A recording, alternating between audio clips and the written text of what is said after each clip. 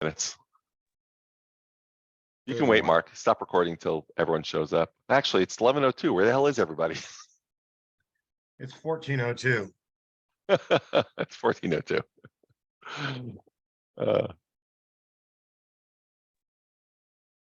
All right, great. We'll get started. So, Mark, are you the host, Mark? Okay, so just keep your eyes on the, and I'll bring people in as they join. All right, people, let's get rolling. Welcome.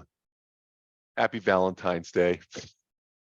Hope you did very nice things for your loved ones. If anybody needs some Valentine's sugar, we got a lot of stuff in the office here. Jackie and Sean are single-handedly trying to give us all sugar poisoning. So yeah, feel free to come on by. Joe, that's a little bit longer of a trip, but we've got cookies, chocolate, and all this other good stuff for you. So, all right, let's get rolling. Diabetes over there. That's right. All right, welcome.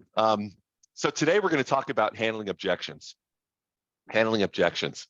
And handling objections is one of those things that people get all screwed up in their head about handling objections. Many times, this can be, by the way, you can be prospecting and someone can throw an objection. You can be doing your lead follow-up. You can be sitting at an appointment with someone, with a buyer or a seller, and they can have an objection.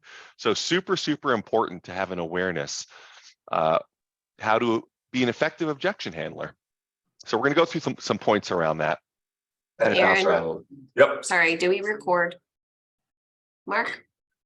It's recording. Is recording? Okay. Yep. All right, good. Point number one on handling objections. An objection is simply a question in the mind of the customer that remains unanswered. People don't realize that sometimes. An objection is simply a question in their mind. An objection doesn't mean, I don't want to work with you. An objection could just mean, what's your commission that you charge? Will you do it cheaper? That could just be a question in their mind. No, I won't do it cheaper. We charge 6%. Any other questions? Right? Sometimes it's just a question in their mind. Point number two, a condition is a statement of fact that you can do nothing about.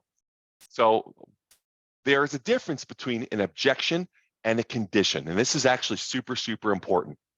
So an objection is a question in their mind. It's something that if you give them the appropriate answer, it makes them comfortable.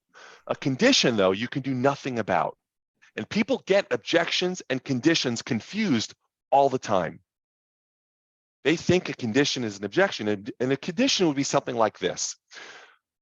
You follow up with someone, you ask them to set an appointment to sell their house for a listing appointment, and they say something like, you know what, thanks for the call. I had a job transfer. I was planning on going to Boise, Idaho, but I found out just last week the transfer fell through. I have no reason to move anymore. That's a condition, right? It's something that you can do nothing about. You can't handle that. They had a job transfer and now they don't have a job transfer, right? So a condition is something you can do nothing about. An objection is something that you can actually handle, right? Oh, I have a friend that's in the business that I like to work with. Okay, good, that's an objection. Let's go ahead and handle that. Are you looking to get the most money for your home or just do your friend a favor? Obviously, you would meet with me only if it made financial benefit or sense for you to do so. Let's go ahead and set the appointment, right? You can handle that objection. But a condition, you can do nothing about. So have an awareness on what a condition is and what an objection is, okay? Remember, there's a direct correlation between the amount of objections you receive and the strength and quality of your presentation. You want to get less objections? Make better presentations. In fact, when you really make great presentations, you get no objections. And that goes for at every point in the sales process. If you're knocking on doors and you meet somebody at the door and you make a really strong presentation, they feel very comfortable, if they're motivated, going to the next step and maybe setting an appointment with you. If you make a very weak presentation, they're going to come up with every objection in the book. Oh, you know what? We have a friend in the business. Oh, we're just not ready yet. You know, we're going to think about it. Let us take a little more time. Why don't you call me back in a few weeks or a few months? So the number of objections you get is in direct correlation to the strength and quality of your presentation. So truly, if you want to not have a requirement to be some exceptional objection handler, just work on the quality of your presentation. Work on the quality of your presentation. Next point, since objections never change, don't be afraid of them, just learn the answers. There's really only a handful of objections that exist in this business. Let me see if I can find my book, my objection handling book. But it's things like, I want to think it over. I want to sleep on it. I've got a friend in the business. I want to work with a neighborhood specialist. Will you cut your commission? Right? There's not that many. Like, think about all the objections you guys ever get. There's not that many. So we should be learning the answers. It's going to take me too long to find them, but this just common objections and common answers to those objections. Point is, 10 years ago, 20 years ago, 50 years ago, objections were exactly the same. 50 years ago, people were saying, oh, I want to work with a neighborhood specialist. I've got a friend in the business, right? So just learn the answers. Next point. Handling objections is primarily mind over matter. We can remove the fears we have about them by learning the answers and practicing them daily. So when we talk about objections being mind over matter, when somebody gives you an objection, if you're sitting with somebody at a listing appointment, or if you're sitting with a buyer and they say, you know what, I'm concerned, I think I want to work with the listing agent because I want to get this property, right? How does that make you feel? Does that make you like freeze up, like, oh my God, I can't breathe? Thanks, we'd love to work with you, Chad, but we want you to reduce your commission. Will you do it for 3.5%? Because we have other agents that will. And you're thinking, in your mind, what are you saying? Are you saying, oh my God, I don't know what to say. What do I do? You get frozen and locked up in fear? Or is your thought, oh, I'm so glad you brought that up? Mind over matter. You'll see as we get deeper into these points what that really means, but just understand that objection handling really is very affected by the approach and the attitude that you bring to the conversation. Next point. Let's say you want to learn the answers to an objection. Will you cut your commission, right? Basically what you do is you take one objection every single week. If there's some common ones that you typically get, take one objection per week, write it down, write down 2 or 3 ways of handling the objection, and then just practice and role play it every day until it's really committed to memory. Okay?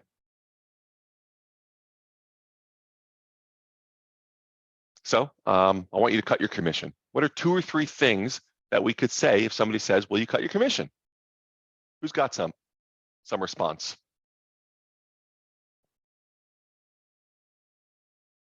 Other than your request for me to cut my commission, is there anything else that's stopping you from moving forward with this agreement to list your property? No, that was my only concern, really. I think you're great otherwise. Oh, that's wonderful. Now let me explain why the commission is. As you can see here, I have a menu of services that are offered. And our commission structure is based off of the services that you're asking. If you want me to cut the commission that we're charging down, which one of these services would you like to cut out from what's being offered? Oh, I don't want to cut it. Yeah, I don't want to cut any services. So you can see from the menu here that under the 6% option, you're electing these services. I am, Under yeah. the 7% option, you're electing these ones, and under the 8% option, you're electing these ones. So if you'd like to schedule an a la carte, we might be able to change this up, but out of this menu of options, this is what you have to choose from. If you'd like something lower than that, we're going to have to discuss what you would like me to do to market your property. Do you just want me to put a sign in the front yard that it's for sale? Now let's go with the middle one. All right, so a 7% listing commission. That's wonderful. Let me pencil that in right here. Can you sign right here for me, Aaron? Yeah, good. You could have closed earlier, right? You could have said something as simple as, Well, listen, we're not a discount broker, right? We offer full service. And here's our list, a menu of services. What would you like me to take away? You're not looking to make less money, are you? Great. So let's go ahead and get started today, right? Mike Ferry is a very simple objection handler for when I want you to cut your commission. He just says, no. Any other questions? And they'll say, no, I guess I don't have any other questions. Right. That was So, great, Joe. yeah, it's just a lot of times you don't have to have the perfect words. Many times it's just an attitude, right? Can I share with you why we charge 6%? Right? Like there's 20 agents that'll do it for 5% or even 4%. But are you looking to spend less money or to net the most money? In other words, if by spending a little bit more, you can make a lot more, wouldn't that make sense? Let me share with you how we can do that. You just say that with confidence, conviction. In most cases, that's all you need. These people are not professional, objection givers, but you are a professional objection handler. So have 2 or 3 or 4 responses for each one, and you can handle them very, very, very easily. Sometimes something is simple. When people say, will you cut your commission? You can say, oh, I'm not a discount broker. We don't cut commission. What other questions do you have, though? That's all they need. It doesn't have to get all fancy, right? Very, very simple stuff. So don't complicate it. Next You point. need to isolate that one. That should be the last thing that you address is the commission one, because you just agreed to cut your commission and now they have 10 other objections that they want you to handle. Right. That's You need right. to isolate that one and address that one last. It's a great point. That's a great point. And I like the way you phrased that before. That was really, really good.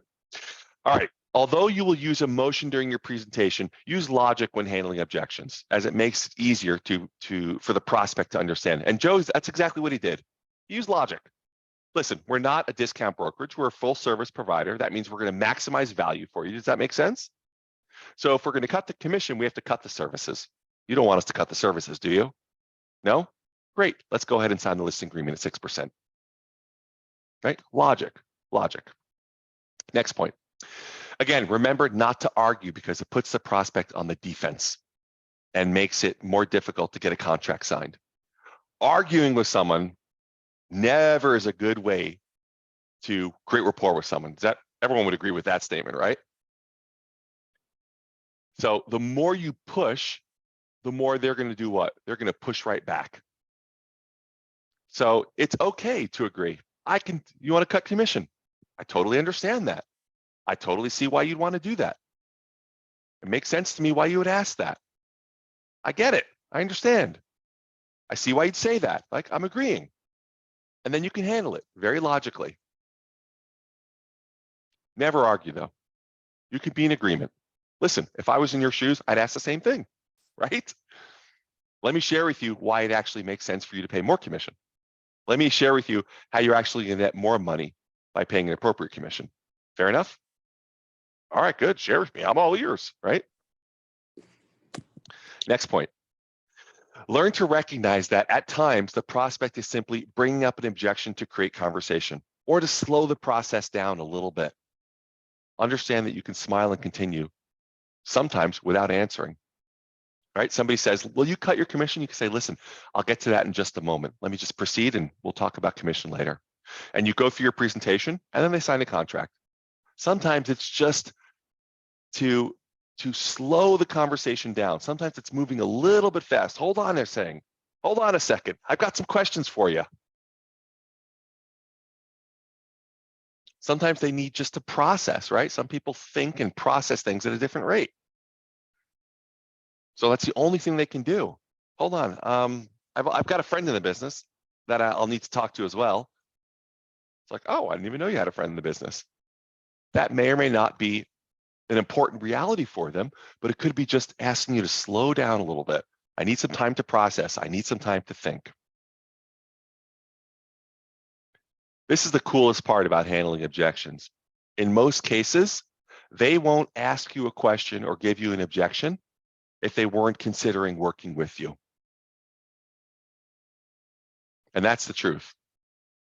If you're simply not the right person for the job, they don't want to prolong the presentation. They just want you to pack up your stuff and get the hell out so they can find someone that can do it. If they're giving you an objection, that's a great sign.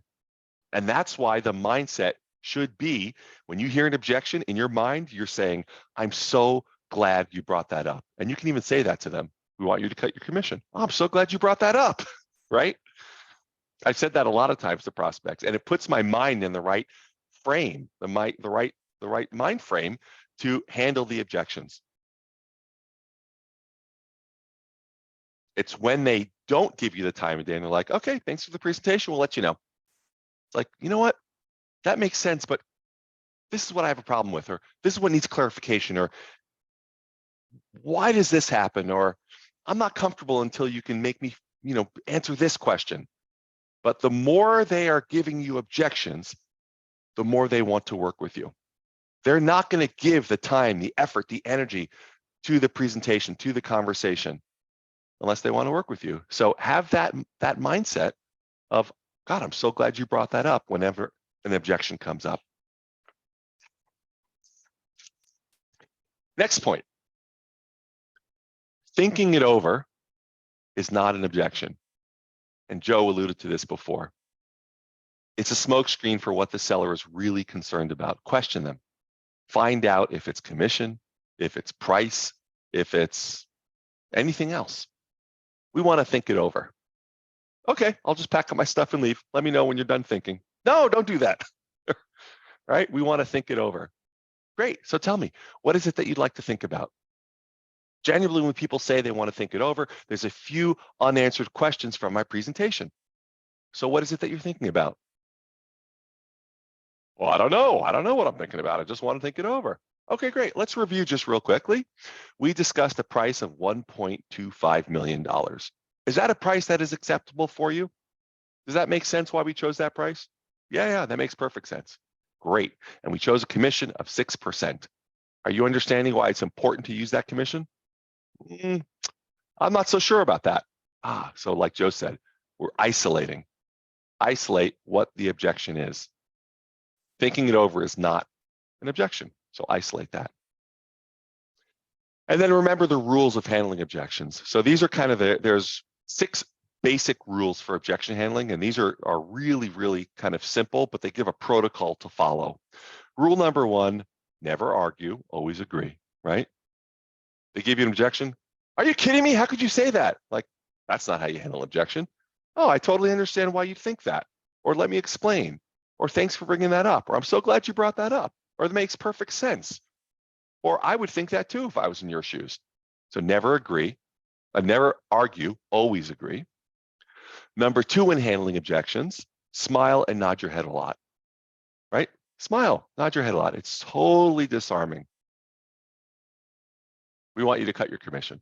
I totally understand why you'd say that. Can I share with you why paying a standard commission will actually net you more money? And then you give them the objection and you're nodding and they start nodding. Number 3, ask a lot of questions. Ask a lot of questions. Get clarity. Isolate, like Joe had said. Number 4, listen carefully to the answers. Number 5, answer their objection if necessary. And number 6, keep moving forward with your presentation.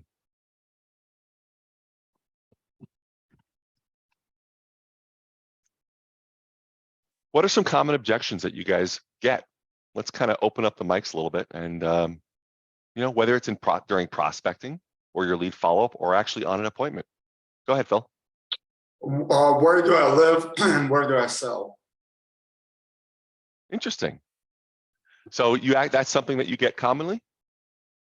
Yeah, and the recent ones, yeah. I mean, No kidding. Interesting. basically, yeah, they want somebody that's close to their geographic area. So obviously for showings, and if I know the area, basically. Yeah. So I would tell them where I live, and I'd say, but we actually specialize in this area. Right? I mean, I generally don't go unless I'm going on an appointment somewhere I really don't specialize. I specialize in the South Bay, right? So anytime I'm on an appointment anywhere in the South Bay, we specialize in this area. It's what we do. I think they're more concerned basically for showings. And it's a funny example. I was had a listing in Tarzana here in the valley, and they also interviewed somebody from Torrance. And she's like, "Well, the agent from Torrance told me I need to do all the showings myself."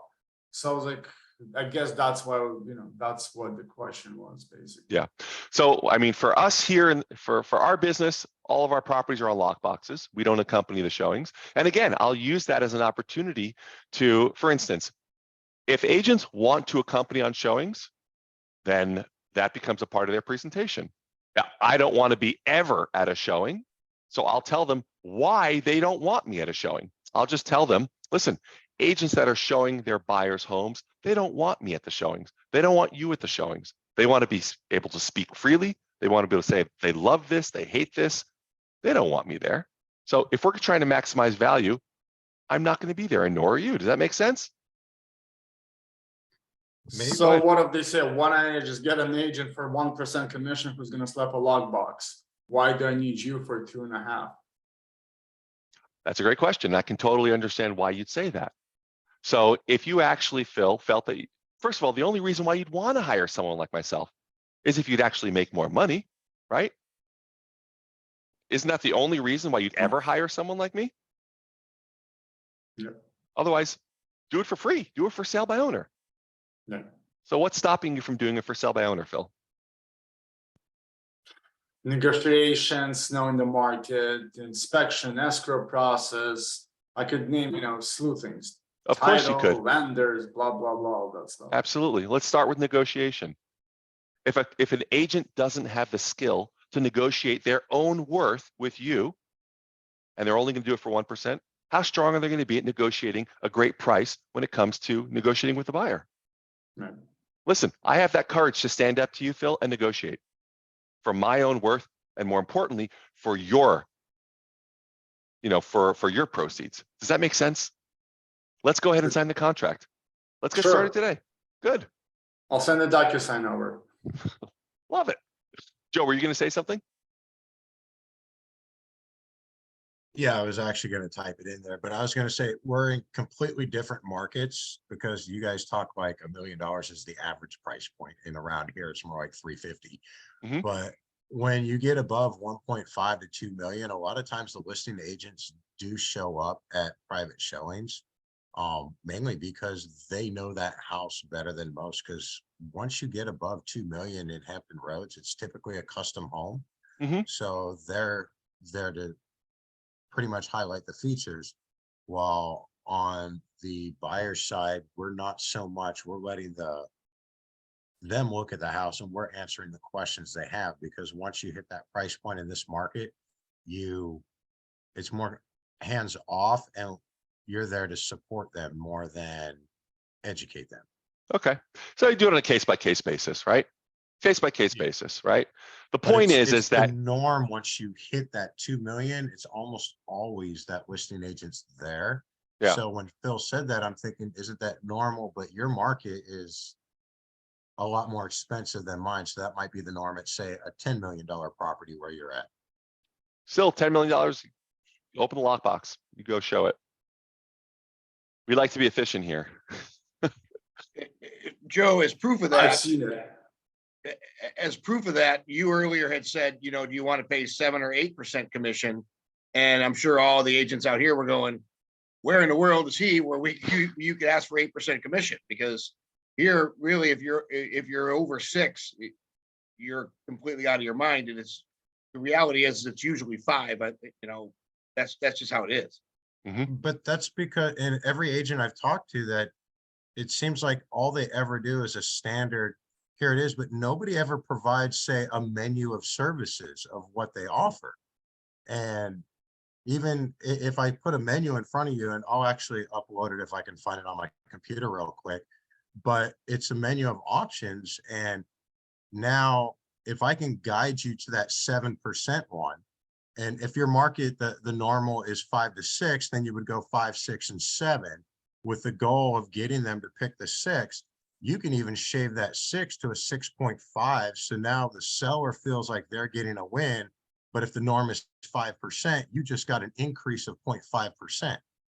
So you're now increasing your revenue and not doing anything different than increasing your commission. But now you're showing the seller in writing, this is what the typical agent is doing.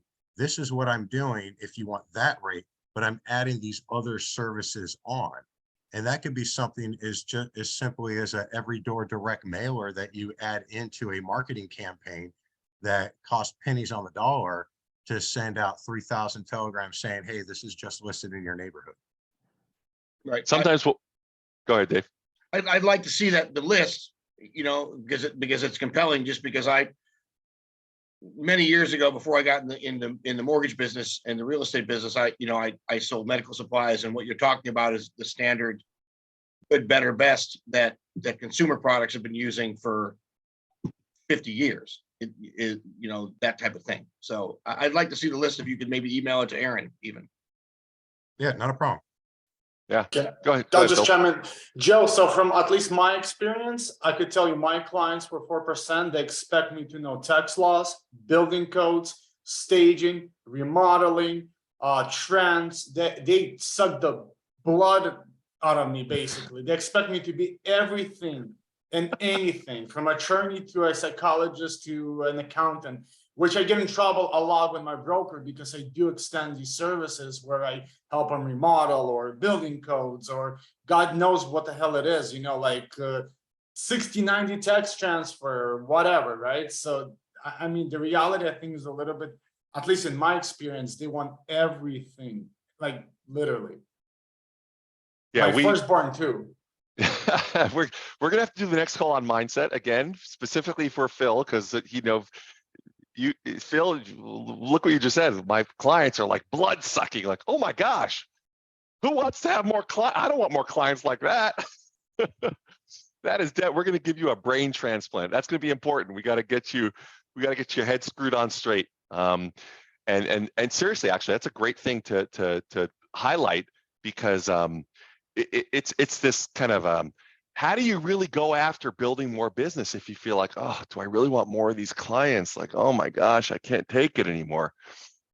Because I actually have the opposite viewpoint, Phil, interestingly enough, from you. I think my thing is, I mean, I just closed a deal with a really difficult client, but I just had a big smile the whole way through. I was like, wow, she's really upset at me. Like, I just can't make her happy, you know? But I didn't own that. I didn't take that on. So we can absolutely work on that, on just kind of retraining our mindset towards people love to work with me. They're so easy to work with. They appreciate my feedback. They always pay me a full commission. They respect boundaries, right? Like, it's just a work in progress. All right, cool. What other commissions are you guys coming up with that we can address? Are there any common objections? Did I say commissions? I meant objections. What other objections are showing up in your world that you're having trouble with, if any? The one that I'm continue to get from my buyers is, I'm waiting for the market to bottom. And my response is always the same. Great, let me know when that is, and I'm ready to go. But I mean, how do you kick them off that dime and say, you know, no one knows when that bottom is? I mean, if I knew, I'd write the book and we'd be billionaires. I'd probably go right into questioning, Dave. So you're waiting for the bottom. I get it. That makes total sense. I'd love to buy at the bottom too. Who wouldn't? So question number one, how do you know when we're at the bottom? Right? Question two, what if the bottom's already passed? Right. That's generally the direction I take it, but it's, you know, nobody knows when the bottom is. And it could have been last week. Yeah. You know, I think it was. That's the reality of that. I think it was 30 days ago. Mentality. I think the bottom was 30 days ago, in my opinion. Yeah. So, and listen, then I tell them the success story of my house and how everybody thought I was crazy in 2008 when I built a brand new house, and it appraised for $1.5 million on the day, and 2 months later it was worth $1.2 million. And everybody pointed at me and said, "Boy, what a dumbass you are!" And here we are 14 years later, and it's worth almost $3 million. So, who's the genius? but again, you have to follow that up with, as you know, Aaron, your mileage may vary. I mean, I'm not guaranteeing, $100,000 a year in upside, because who knows what it'll be 14 years from now. Mhm. But it will almost assuredly be more than today. Yeah. Point is that I think the questions are just so like radically important.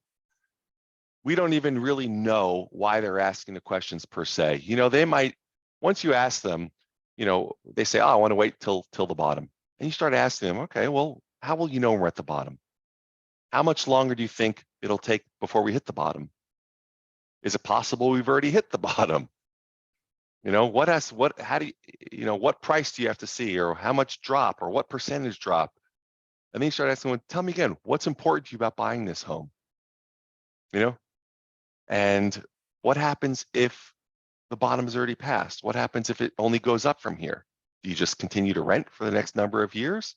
Like, as you ask questions and more questions and more questions, and really come to an understanding of what's really their motivation is, it might not be about, again, that might be an objection where they're just slowing the process down.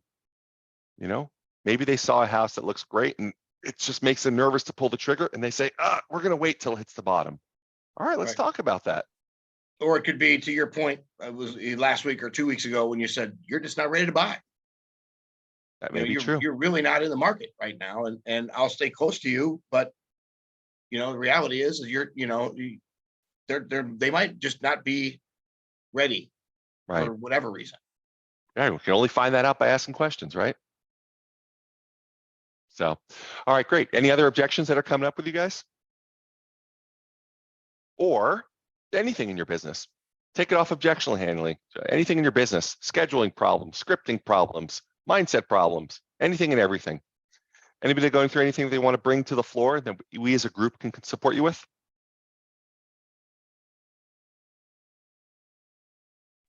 All right, then. I've got one. Sorry, Go ahead, Mark. I've got one. Open houses, I get a lot of, we're just browsing. We're not, we're just browsing. Yeah, we're just not looking. It's a common open house. Is it an objection or is it a condition? Right. So, Sean, that's wonderful. Many of my most happy clients started out just where you are, just browsing. That's how I find most people enter the market. How long have you been browsing for? You stimulate the conversation, get them talking. Yeah, great question. Another great open house question when they first walk in. Introduce yourself. So what brings you in today? Oh, we're looking to buy a house. We're looking to sell a house, so we wanted to see what's going on here. We're just browsing. And like Joe says, cool, what are you browsing for? How long have you been browsing?